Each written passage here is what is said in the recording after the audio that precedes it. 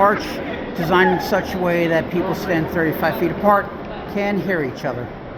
The city has the world's biggest Apple iPhone store. Back in 1929, Mr. Hearst wanted an Empire State Building, but Great Depression, no more money.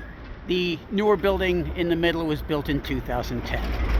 On Park Avenue, the Seagram's building, and to the left here, the Lever House, both built in the early 1950s by German architects who ran away from Nazi Germany 15 years earlier. On September 11, 2001, all 14 firemen died at this firehouse Midtown, and it's next to the world's tallest wall, man-made wall with no windows.